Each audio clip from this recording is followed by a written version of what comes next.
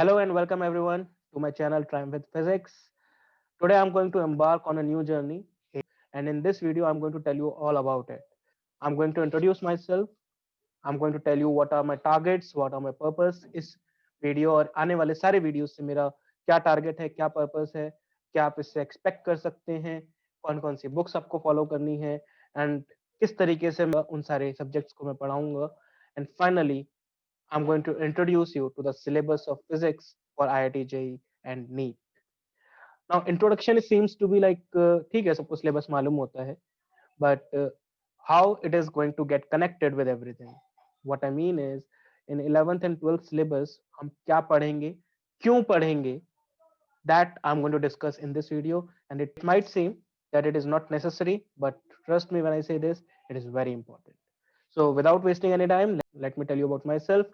My name is Prakhar Agrawal, as you already know, and I have done my graduation, BTech as well as MTech from engineering physics from IIT BHU. So you can say that physics से मेरा पुराना relation है, right? For the last 7 years, I have been teaching physics in Allen, Resonance, and Bunsen. For the last 12 years at least, I'm constantly in touch with physics, right? Moving ahead, let me tell you what my target and purpose is. The primary target of these videos is to make you fall in love with physics. What I mean by that is, देखो quadratic equations का example लेते हैं, right? आपने पढ़ी हैं, समझी हैं, बहुत सारे मीम बनते हैं कि क्वाड्रेटिक इक्वेशन सॉल्व करनी आ गई, how we are going to use it in practical life. You don't know that, right? अगर आपको उस क्वाड्रेटिक इक्वेशंस का पर्पस पता होता, so do you feel that you will be more inclined to learn it? You will be more interested in that? And definitely, अगर कोई चीज आप इंटरेस्ट के साथ सीखते हैं तो आपको उसमें मजा आता है, वो आप जल्दी सीखते हैं. तो that's my purpose, to make you fall in love with physics by telling you how everything is connected, how we are going to use everything that we are going to solve, everything that we are going to study in practical life, right? अगर हर चीज connected है, हर चीज का practical application है, अगर वो आपको पता है, then you will be more inclined towards it. Now physics is easy. Physics आपको समझ में आती है, प्रैक्टिकल फिनोमेना को पढ़ना, प्रैक्टिकल फिनोमेना को समझना, वो समझ में आता है. But then it comes to numericals, right? And they are difficult. So I will make you fall in love with physics, and on the side I'll also enable you to solve its mathematical problems, right? This is going to be a big part of our journey. But yes, if you love physics, you will definitely be able to solve the mathematics also. Now, what you can expect from these videos. First thing first, the knowledge and insight to crack IIT JEE or NEET, right? अगर आपके पास knowledge नहीं है कि आप कैसे समझ IIT JEE और NEET को करेक्ट कर सकते हैं, तो फिर इन वीडियोस का कोई पर्पस नहीं है. So the first thing that you expect from these videos is the knowledge and the insight to crack IIT JEE, right? Then the most important thing, developing the right attitude, how to approach a problem. That's one thing that you're going to learn from these videos. And obviously, what lies ahead. But for 10th class students, it is more necessary to know actually when you are going to choose JEE or medical for your 11th class, then what you are going to expect in physics. अगर medical वाले बच्चों को लगता है कि यार math से पीछा छूट जाएगा, you are in for a big surprise. What are the books that you are going to refer? First thing is Concept of Physics by C.V. Verma sir. This is the most standard book that you're going to refer. इसके अलावा आप जो भी books करेंगे, they are also good, but this is the first book that you have to solve, apart from NCERT obviously. Then this book is very good for JEE main level. This is very competitive when it comes to NEET level, but when it comes to JEE advanced, this book will be less than sufficient. आपको उसके लिए कुछ extra करना पड़ेगा, and that extra is Erodo. This is the most advanced book for physics. This is the highest level book. You are going to love solving it, right? And last, if you want to solve it, additional book, if you want for more practice, then you can go with BM Sharma also. This is optional, but starting with SCV and Erodo, if you have extra time left, then you can definitely go with BM Sharma. It's a good book. How am I going to go about the topics?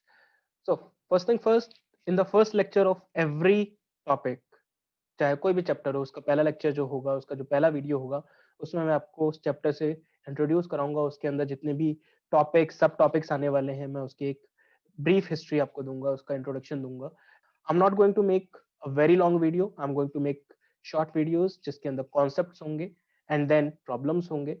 You will have to pause those videos to solve the problems, to find time to solve the problems, because I'm going to take the problem, explain the problem, and going to solve the problems. I will try my best not to extend the video beyond 10 minutes, except for this video, right?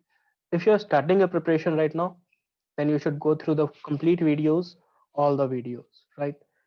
If you are revising the stuff and you need only the problems, then you can start the topic and look at the questions and just see the answer of that video, whether you are reaching to the answer or not. If you know the question, skip the video, move on to the next video, because there will be a lot of problems in these videos.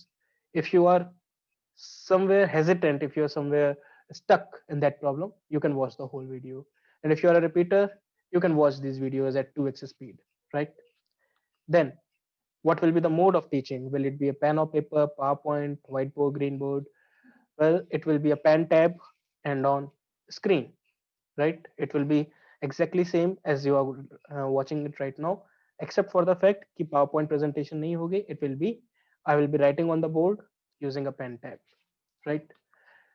Will it be for JEE main, advanced or NEET? Then I'll be explaining the concept. देखो concept सब में same रहता है. It's about the application of the concept. I will be telling you whether the question is for JEE main, NEET or advanced in every single question. I'll try my best, and you can use your own judgment whether the level is too tough or too easy. With time you will develop that, right? Mode of teaching क्या रहेगी? Mode of teaching will be English, जैसा मैं अभी बात कर रहा हूँ. It will be both in English and in Hindi. That terminology is going to be in English only, right? Is it a crash course or a fundamental course or an advanced course? So as I already told you that crash course अगर आप करना चाहते हैं, then just look at the questions, see the solution, or just solve the question in your copy and check whether you are correct or wrong. This course will give you a flow chart of all the topics, right? ऐसा नहीं होगा that you have to go to different channels, you have to surf through the videos. It will be in a sequence. मैं हर chapter का कोई भी chapter आपने choose किया, उसका पहला वीडियो क्या है, दूसरा वीडियो क्या है, तीसरा वीडियो क्या है. I'll make a list of it, I'll make a folder of it, right? And then you can just watch those in sequence, correct? If you are going to for fundamental course, you can watch from 1 to 5. If you are doing advanced course or you are just revising it, then you can watch the final videos, the videos which will have more questions, more advanced questions. And if you are doing for a crash course, just go through every single video at a higher speed, right? Moving on, the most important part of this presentation, the syllabus. इसके बारे में हम चर्चा करते हैं detail में. Okay, if you are a fresher, if you are starting a preparation or you are starting your crash course, doesn't matter, you should watch the video from now on, because अगर आपको syllabus और उसका interconnection पता है, उसका reason पता है, then you will be more interested in learning. देखो, physics is a very very very vast field of study, and we can't study it in 2 years or 6 months or 3 months or 2 months. We will take several lifetimes to understand what physics is completely, right? Even then शायद ना समझ पाए. Physics is very very vast.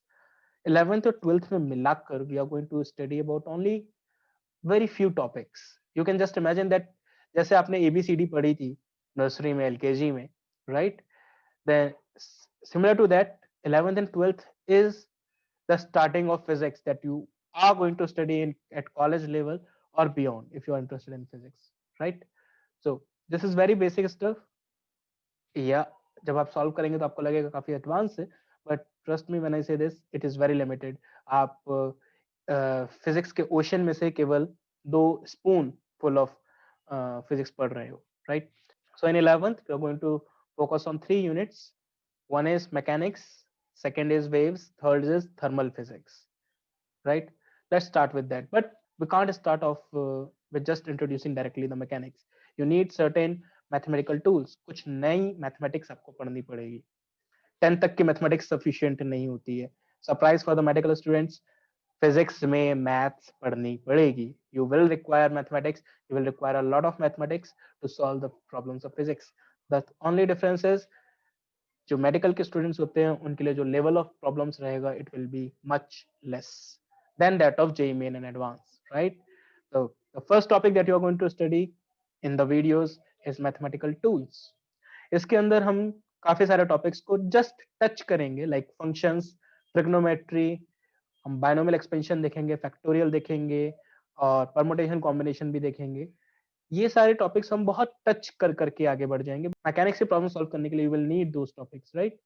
थोड़ा बहुत idea होना चाहिए, but these are the 3 main topics that we are going to study in mathematical tools. Differentiation, integration in vectors, right? Differentiation, integration in vectors, इसमें से differentiation and integration will be completely new for the students who are just entering into 11th, and these are very important topics. Differential calculus and integral calculus ये आप 12th की mathematics में बहुत detail में पढ़ेंगे। In 11th we are going to go through them just from the point of view of solving the problems that are coming into physics, right? These are the tools that we require to solve the quantitative things, right? कहीं force लग रहा है, कितना लग रहा है पता होना चाहिए ना, कितना, कितना डिफाइन करने के लिए we need maths, and for maths we need 2 tools, differentiation and integration. Vectors आपको थोड़ा सा आइडिया है, and we are going to go into detail of this also, right? वही डिटेल जो हमें रिक्वायर्ड है। Again vectors is something which you are going to study in 12th mathematics. The first topic of mechanics, let's take an example, right? आपने ball को swing होते हुए देखा है। If you follow cricket, if you follow football, ball swing करती है हवा में, बॉल ड्रिफ्ट करती है हवा में एंड स्पिन भी करती है, राइट? अब आप इमेजिन करो कि एक बॉल है जो स्पिन हो रही है, बॉल जा रही थी ऐसे, ठीक है? टप्पा खाने के बाद instead of going it like this, straight forward path पे जाने के बजाय it goes on some other path, correct? Just imagine कि जब बॉल सरफेस पे टच हुई तब उसने क्या किया। जैसे ही बॉल सरफेस पे टच हुई, बॉल आ रही थी ऐसे and then it goes away, right? Spin हो रही है। सरफेस से आपको फ्रिक्शन फोर्स दिख रहा है लगता हुआ, इमेजिन हो पा रहा है कि फ्रिक्शन लग रहा होगा, कोई फोर्स लग रहा है जिसकी वजह से बॉल एकदम से डायरेक्शन चेंज कर रही है। तो बॉल में टर्न्स भी होते हैं, बॉल घूमते हुए जाती है, घूमते हुए गई, टप्पा खाई एंड टप्पा खाने के बाद नंबर ऑफ टर्न्स बदल गए, राइट? तो बहुत सारी चीजें यहाँ पे वर्क कर रही हैं, करेक्ट? उसके हर पार्टिकल का मोशन फिजिक्स से डिफाइन करना, स्विंग बॉलिंग में फिजिक्स कैसे यूज होती है, we are going to learn that. It's a practical thing, right? हम बॉल को स्विंग करा रहे हैं, कैसे? अगर आपको फिजिक्स पता है उसकी, हम बैट पे शॉट मार रहे हैं, you must have seen Yuvraj Singh, MS Dhoni, right? हम बोलते हैं कि धोनी का बॉटम हैंड बहुत स्ट्रांग है। Why? Because he can play the helicopter shot. Why do we say that the bottom head need to be strong for that? उन सब चीजों के जो प्रैक्टिकल आंसर्स हैं, मैथमेटिकल आंसर्स हैं, that we are going to study in physics. Light आप देख रहे हो, right? Light, how do we represent light in mathematics? That we are going to study in physics, right? How you are able to see this video, how we are able to communicate with each other, that we are going to study in physics. So ये सब 11 to 12 की physics का part है, right? And this is still very basic. So just imagine how vast is physics. So first thing first, what we are going to study in mechanics is kinematics. Kinematics में we are going to further divide it in 3 topics: rectilinear, projectile and relative. Rectilinear motion में क्या होगा कि हम कहेंगे एक point object है, just एक point object, and it is travelling on a straight line path. ये बस इसी पाथ पे चल रहा है, चाहे वो आगे जा रहा है या पीछे जा रहा है, पर स्ट्रेट लाइन पाथ पे चल रहा है। Easy enough.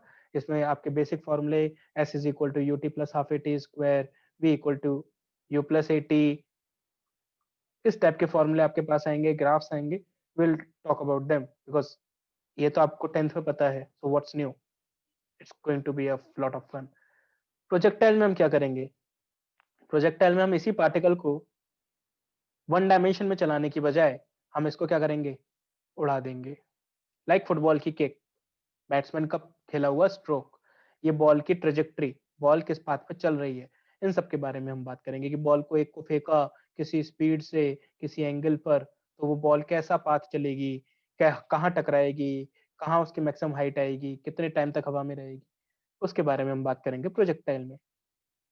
तो 1 डायमेंशन से 2 डायमेंशन में आ गए, राइट।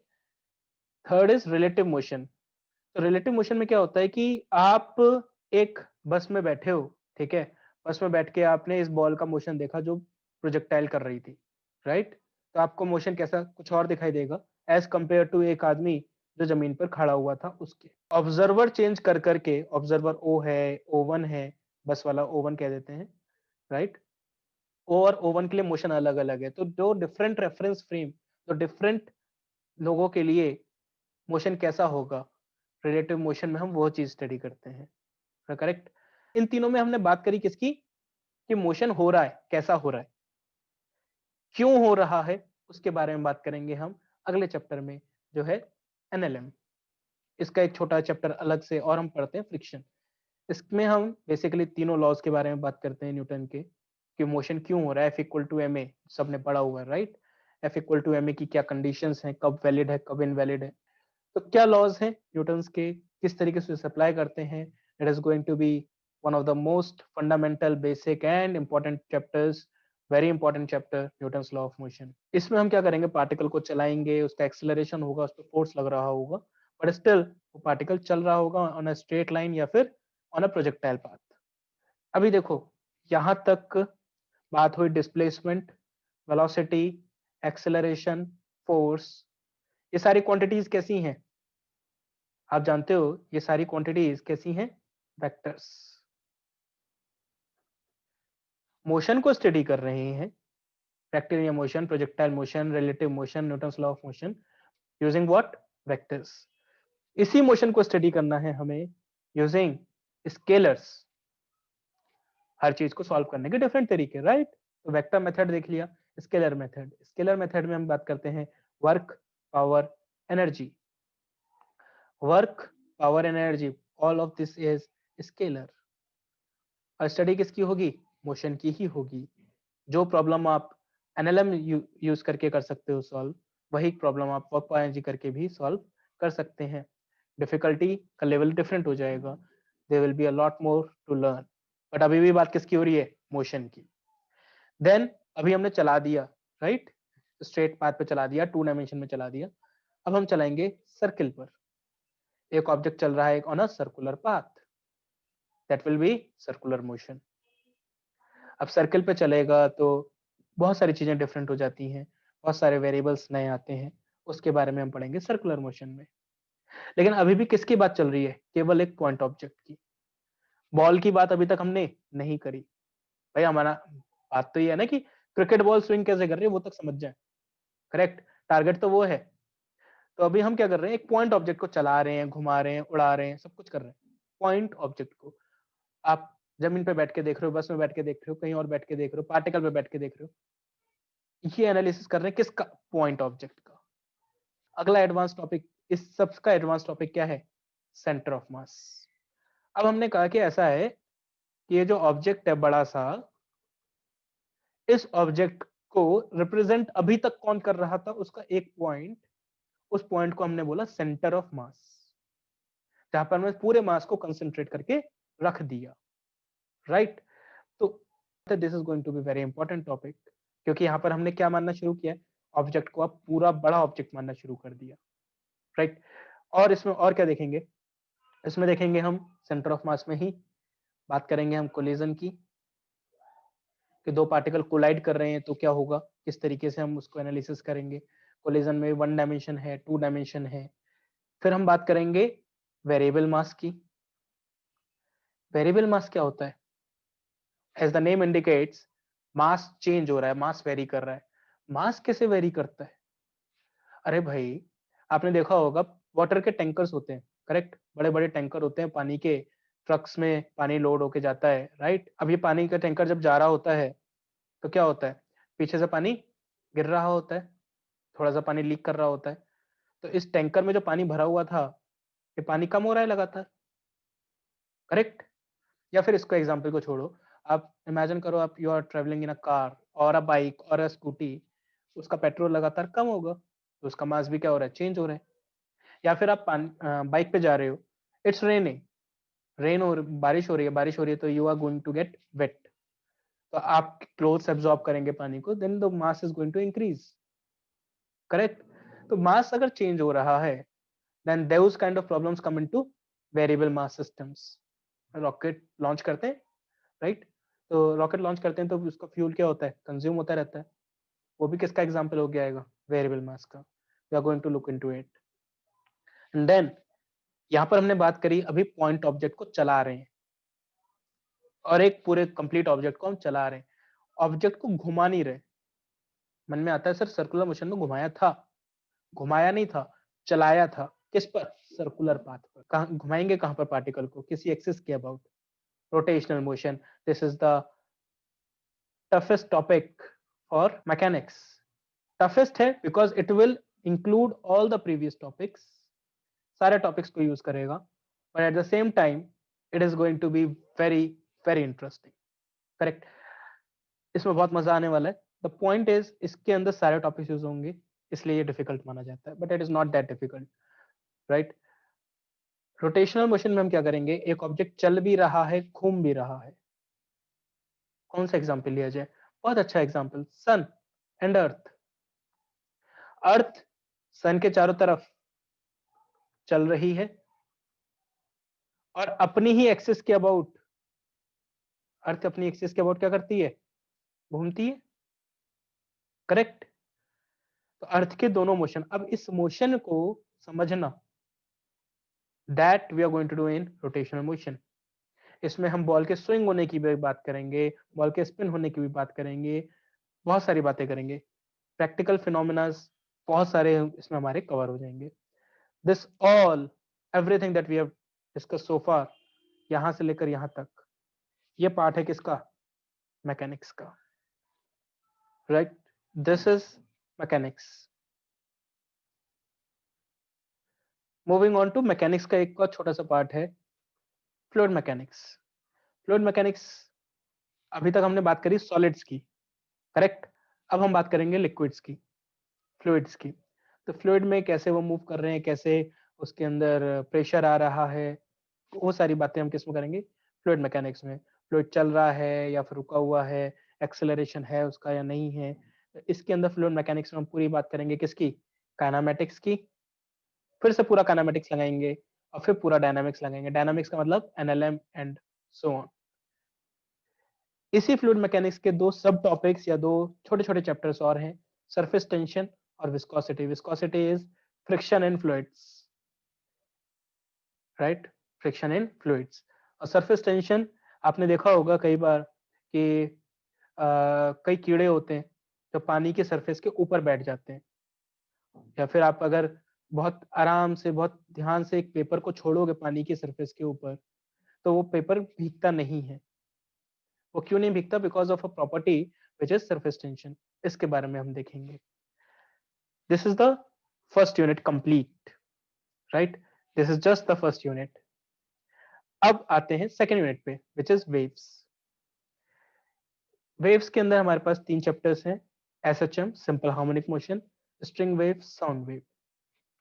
मजे की बात यह है, इसमें हमारी जो इक्वेशन आती है वो आती है A sine omega T plus five. String wave में, साउंड वेव में हमारी इक्वेशन आती है A sine omega T minus K X plus five. समझने की जरूरत नहीं है, सिर्फ इतना समझो कि ये equation A sine omega T plus five या इस तरह की इक्वेशंस तीन चैप्टर में सिमिलर चलेंगी। String wave, as you already can guess, कि वेव्स ऑन अ स्ट्रिंग, एक स्ट्रिंग बांधी हुई है, उसको आप वाइब्रेट करा रहे हो, ऑसिलेट करा रहे हो, तो वेव बन के जाती है। या साउंड वेव, आप आवाज सुन पा रहे हो, that is because of sound waves. तो इनके बारे में हम चर्चा करेंगे। एंड इन साउंड वेव्स को मैथमेटिकली कैसे रिप्रेजेंट कर रहे हैं, ए sine omega T minus K X plus five.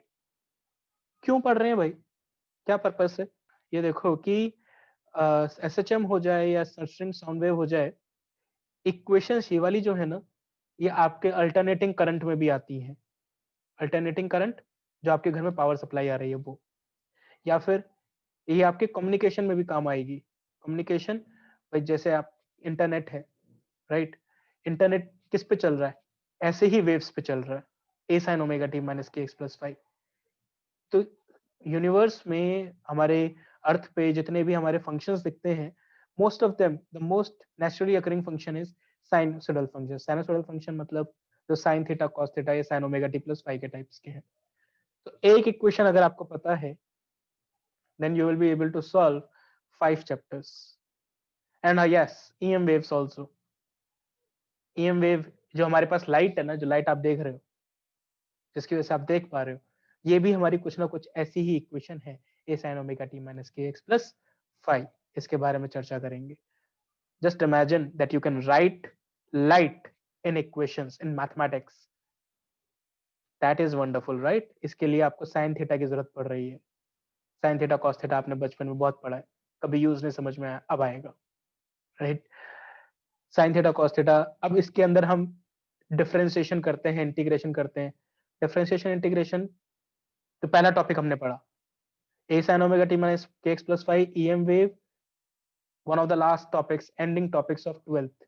Communication, one of the ending topics of 12th। Use का क्या हो रहा है, जो हम पहला टॉपिक पढ़ रहे हैं फिजिक्स का। तो everything is going to be very very very connected, right?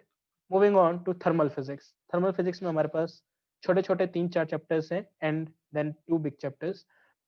Calorimetry, like सर्दियां, सर्दियों में आप क्या करते हैं, सॉरी, कैलोरीमेट्री एग्जाम्पल ले लो सर्दियों का। सर्दियों में आप पानी मिक्स करते हो, गर्म पानी ठंडा पानी, तो उसका फाइनल टेम्परेचर क्या होगा, that we are going to study in calorimetry. Again a practical problem, right? कि बर्फ में आपने पानी डाल दिया तो वो बर्फ पिघल जाएगी, कई बार नहीं पिघलती है, क्यों, क्या होता है उसमें, that we are going to study in calorimetry, right? या फिर आपने एक चीज देखी है, हाँ, शायद डिस्कवरी पे देखी हो, कि जैसे बहुत बड़ी बड़ी झील होती हैं, वाटर बॉडीज होती हैं, उसके अंदर इवन इन विंटर्स जब टेम्परेचर नेगेटिव में जाता है, माइनस का 5 डिग्री सेल्सियस या 10 डिग्री सेल्सियस, तो भी नीचे की जो सरफेस होती है पानी के अंदर, वहां पर कई सारी जो बॉडीज होती हैं, मछलियां होती हैं, फिशेज होती हैं, वो फिर भी जिंदा रहती हैं, because the temperature remains at 4 degree Celsius. Why is it so? How does it happen? That we are going to study in heat transfer. Thermal expansion, अगर किसी ऑब्जेक्ट को आप हीट करते हो, कोई रॉड है, उसको आपने हीट किया, हीट करोगे तो क्या होगा, ये थोड़ी सी एक्सपेंड हो जाएगी। हीट देने से किस तरीके से ऑब्जेक्ट बढ़ते हैं, वॉल्यूम बढ़ता है, एरिया बढ़ता है, लेंथ बढ़ती है, that we are going to study in thermal expansion. KTG, kinetic theory of gases, इसके अंदर हम क्या करेंगे, जो गैसेस की प्रॉपर्टी होती है, जो आप रूम में बैठे हो, राइट? इसके अंदर गैसेस हैं, गैसेस की कुछ ना कुछ स्पीड है, उनका एक डिस्ट्रीब्यूशन है कि भाई किसकी क्या स्पीड होगी, that we are going to study in kinetic theory of gases. Energy of gases क्या रहेगी, गैसेस के बारे में हम पढ़ेंगे। Thermodynamics, this is common with chemistry. तो ऐसा नहीं है कि केमिस्ट्री में और फिजिक्स में आप सेम चीज पढ़ेंगे, नहीं। Chemistry is more about chemical properties, in physics we are going to deal more about mechanical things, like कि अगर आपने कितना वर्क किया सिस्टम पर तो उसकी एनर्जी कितनी बढ़ जाएगी, right? We are going to talk about heat engines, machinery, right? And we are going to talk about refrigerators. We are going to talk about heat pumps. तो इन सब चीजों के बारे में, इनकी एफिशिएंसी क्या होती है, किस तरीके से वर्क करते हैं, क्या काम होता है इनका, that we are going to study. Even इस रेफ्रिजरेटर जब हम पढ़ रहे होंगे, you will get to know, सबने देखा होगा फ्रिज पर डीफ्रॉस्ट का बटन होता है। फ्रिज में there is always a button of defrost, right? Freezer में आप जाके देखो, आप उसे, और रिकमेंड किया जाता है कि उसे आपको प्रेस करना है वंस इन अ वीक और once in 2 weeks at least, to maintain the working of refrigerator. ऐसा क्यों है, क्या रीजन है उसका, we are going to study it in thermodynamics. तो काफी प्रैक्टिकल चीजें हम समझ रहे हैं, राइट? सर्दियों में पानी कैसे मिक्स करना है, बॉल को स्विंग कैसे कराना है, फ्रिज में डिफ्रॉस्ट क्यों करना है, स्पीड ऑफ गैसेस क्या है, सिस्टम पे आप वर्क करोगे कितना हीट जनरेट करेगा, क्या उसका टेम्परेचर बढ़ेगा, पानी में मछलियां कैसी तैरती रहती हैं सर्दियों में, that is heat transfer. Conduction, convection, चाय ठंडी होती है, तो चाय शुरू, अगर गर्म चाय है बहुत ज्यादा, वो शुरू में तेजी से ठंडी होती है, बाद में ठंडी होने का रेट कम हो जाता है, राइट? वो क्यों होता है, Newton's law of cooling, heat transfer का पार्ट है। तो this is all about 11th class syllabus. 11th में हम इतना पढ़ेंगे, correct. Moving on to 12th class syllabus. 12th class syllabus is again very good, very important. It is divided into 5 categories, but it is less lengthy. इतना lengthy नहीं है जितना 11th का syllabus था, right? So moving on to 12th class syllabus. First topic that we are going to study is electrostatics, or we are going to study the unit in which we are going to study about electricity. कि आपके पास charges पड़े हैं, Q charge है, इस Q charge की वजह से इस Q1 चार्ज पर क्या फोर्स लग रहा है, क्या इनकी कोई पोटेंशियल एनर्जी है, किस तरीके से ये चार्ज डिस्ट्रीब्यूशन अफेक्ट होगा एक दूसरे को देखकर। एक और चार्ज यहाँ पर Q2 पड़ा है, Q2 की वजह से Q1 पे अफेक्ट पड़ेगा, फोर्स लगेगा, इसका मोशन कैसा होगा, किस तरीके से ये ऑसिलेट करेगा, भागेगा, क्या एनर्जी आएगी इसके अंदर, क्या पोटेंशियल एनर्जी है, काइनेटिक एनर्जी है, सब हम किस में बात करेंगे, इलेक्ट्रोस्टैटिक्स में। It's going to be a very big topic, around 50 hours का टॉपिक होता है electrostatics, right? Because it is going to give you a foundation of electromagnetic waves, light के बारे में कैसे देखेंगे, है ना। इससे बहुत क्लोजली रिलेटेड है gravitation. Gravitation as such is a part of mechanics, but हम पढ़ते इलेक्ट्रोस्टैटिक्स के बाद हैं, बिकॉज मैनी फॉर्मूले आर देयर जो हम इलेक्ट्रोस्टैटिक्स से डायरेक्ट कॉपी मारते हैं, करेक्ट। तो इलेक्ट्रोस्टैटिक्स के बाद हम पढ़ते हैं, it will again take around 10 hours for me to complete. We'll see about it. Gravitation is very important for JEE Main, right? And we come to current electricity. Current electricity में हम बात करते हैं सर्किट्स की, कि आपके पास एक battery है, एक रेजिस्टेंस है, राइट, फिर और दो रेजिस्टेंस यहाँ पे जोड़ दिए, किस ब्रांच में कितना करंट होगा, V, R1, R2, R3, ये हम बात करते हैं किसमें, करंट इलेक्ट्रिसिटी में। I am taking a very simple example, it's much more elaborated, right. Then capacitance, इसके बारे में अभी आप नहीं जान पाओगे, बट ये मान के चलो कि एनर्जी को स्टोर करता है ये, बट एनर्जी स्टोरेज के लिए तो बैटरी भी है, तो कैपेसिटर का क्या काम है। कैपेसिटर का एक और बहुत बड़ा इंपॉर्टेंट पर्पस है कि किस टाइप की वेव को अपने से पास थ्रू होने देता है। इसका कोई सेंस नहीं बनता अभी, but it is going to make a lot of sense later on, कि जब एसी सिग्नल होता है, अल्टरनेटिंग सिग्नल होता है, तो वो पास कर जाता है इसके थ्रू, और जो डीसी सिग्नल होता है, डायरेक्ट करंट, वो पास नहीं करता है। तो इसका यूज हम कम्युनिकेशन सर्किट्स में यूज बहुत ज्यादा करते हैं, तो it's very important part of communication circuits, है ना, इसलिए हम इसको पढ़ते भी हैं। Then we talk about magnetic effects of current. ये सब हमने क्या बात करी, इलेक्ट्रिसिटी की, ये सब इलेक्ट्रो वाला पार्ट है। Then we are going to talk about magnetism वाला पार्ट, ठीक है। उसके अंदर हमारे 3 टॉपिक आते हैं, magnetic effects of current, electromagnetic induction and AC, right. इन 3 टॉपिक्स की बात करते हैं हम, and all these topics will converge into the next topic, which is electromagnetic waves. Electromagnetic, electro, और ये है पूरा magnetic. Electromagnetic waves is combination of electrostatics वाला पार्ट प्लस मैग्नेटिज्म वाला पार्ट। इसके अंदर magnetic effects of current, electromagnetic induction, alternating current. इसके अंदर हम ट्रांसफार्मर के बारे में पढ़ेंगे कि ट्रांसफार्मर कैसे वर्क करते हैं, ठीक है। या फिर वायरलेस चार्जिंग मोबाइल्स की एक रिसेंट चीज है, वायरलेस चार्जिंग, इसके बारे में हम पढ़ेंगे। इसके बारे में भी देखेंगे कि कैसे होता है, क्यों हो रहा है, कैसे इलेक्ट्रोमैग्नेटिक इंडक्शन हो रहा है उसमें, right. And all of this will culminate into electromagnetic waves, light.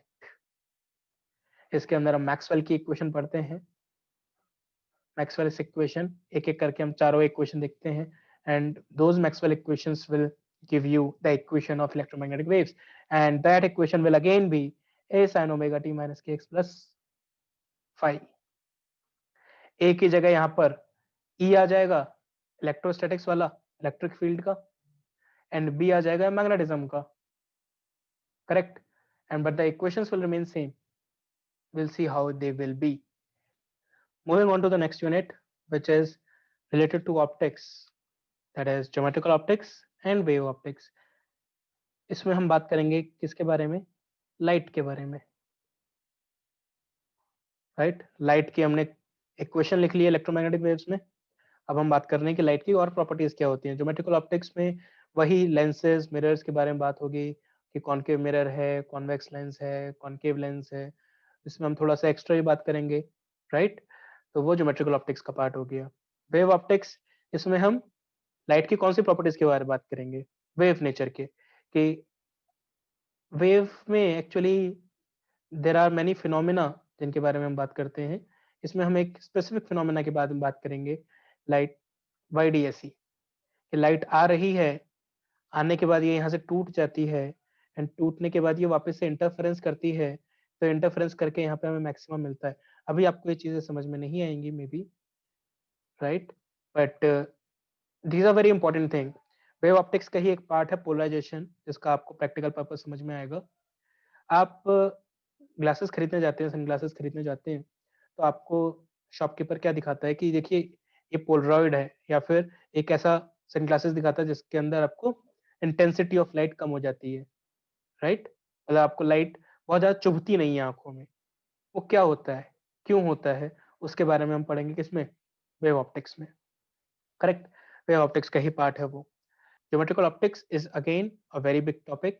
It will again take 40 to 50 hours, right? Then we will move on to the next unit, which is modern physics, right? इसके अंदर हम बात करेंगे photoelectric effect, जो कि इसमें दिया था आइंस्टीन ने। पार्टिकल नेचर ऑफ लाइट की बात करेगा यहाँ पर ये, ठीक है? फोटोइलेक्ट्रिक इफेक्ट में हम किसके बारे में बात करेंगे? पार्टिकल नेचर ऑफ लाइट के। फिर हम बात करेंगे बोर मॉडल, सबको पता है, 10th में सबने थोड़ा बहुत आइडिया लिया होता है इसका, बोर मॉडल का। We are going to talk about atomic structure, right? And then we are going to go about matter waves and x-rays, correct? इसी के अंदर एक पॉइंट और आता है, न्यूक्लियर फिजिक्स। न्यूक्लियर फिजिक्स में हम क्या करेंगे? बात करेंगे न्यूक्लियस के अंदर जो फोर्सेस लग रहे हैं, कैसे हमारा प्रोटॉन न्यूट्रॉन में कन्वर्ट हो सकता है, न्यूट्रॉन प्रोटॉन में कन्वर्ट हो सकता है, अल्फा डिके, बीटा डिके, इन सब के बारे में बात करेंगे हम किसमें? न्यूक्लियर फिजिक्स में। Then this is our next unit, modern physics वाली यूनिट हो गई।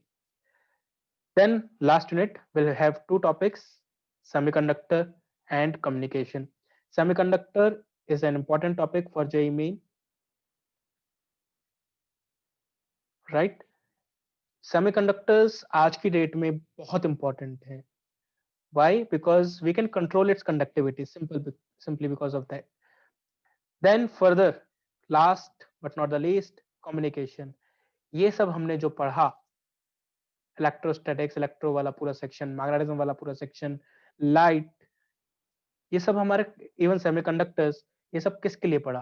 कम्युनिकेशन के लिए, so that we can communicate with each other via laptop, via mobiles, via texting, via electromagnetic waves के थ्रू हमारे सिग्नल्स जा रहे हैं, और सेमीकंडक्टर से वो सारी चीजें बनी हुई हैं, right? All just culminates to communication. So we are going to again talk about communication, and guess what? Communication में हम जिन waves की बात करेंगे, क्योंकि सारी waves हैं, वो wave क्या है फिर से? a sin omega t plus phi, या a sin omega t minus kx plus phi। सारा खेल यहीं पर आके कल्मिनेट होता है, यहीं पर आके खत्म होता है। Let me remind you, this is just the basics, this is not everything, this is just ABCD। इसका बहुत कुछ आना आपकी लाइफ में, if you choose physics in college level, and many things will be there which are going to be dependent on all these topics. So there are many practical benefits of learning these topics, and I'll ensure that you love physics by the end of it. So if you like this video, don't forget to like, share and subscribe. Tell your friends about this, and make sure that you keep on watching so that you learn and maximize your benefits. Thank you.